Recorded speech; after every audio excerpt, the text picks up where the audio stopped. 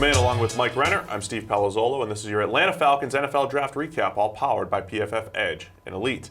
Mike, when you look at the Falcons draft, sometimes you have themes, and I think the theme was get better in the trenches. The first two picks, Chris Lindstrom, the guard out of Boston College, Caleb McGarry, the tackle out of Washington. McGarry, they traded back into the first round to secure him. Looks like they were really focused on not letting this offensive line that used to be a strength and looked questionable on paper, not letting that get away from them. Yeah, right guard been an issue for years now for the Atlanta Falcons. They address it. Obviously realize this is the year we're going to shore that up. Chris Lindstrom, maybe a little high at 14, but I think you're getting a plug-and-play guard who's very solid in pass protection. They obviously have a type with their offensive linemen that they like. Lindstrom and McGarry, two of the most athletic linemen in the entire draft. That offensive line likes to get out and run.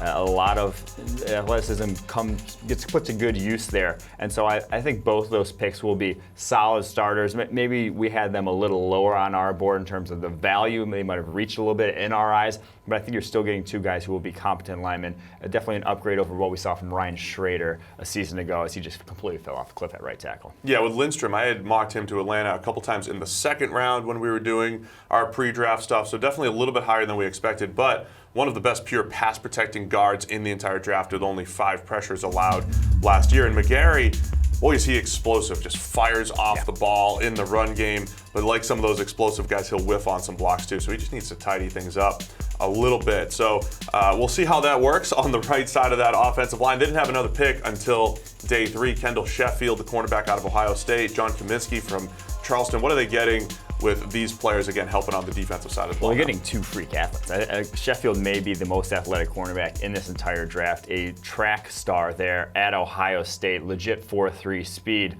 but feel for the cornerback position, ability to stick with wide receivers. You just never saw it at Ohio State, which is worrisome because they have some of the best coaching there on the defensive side of the ball. It seems like every single year the cornerbacks playing there are so well coached, and he was just all over the place.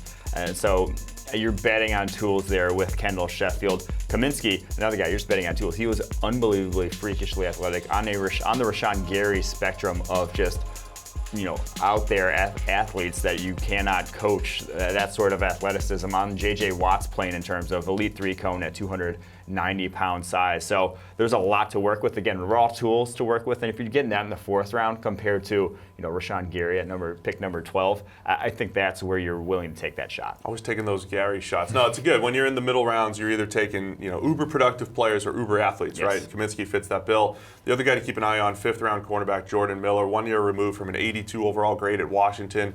Pretty good size and length, so he could be a nice pickup there in the 5th round. So there you go. It's your Atlanta Falcons NFL Draft Recap, all powered by PFF Edge and Elite.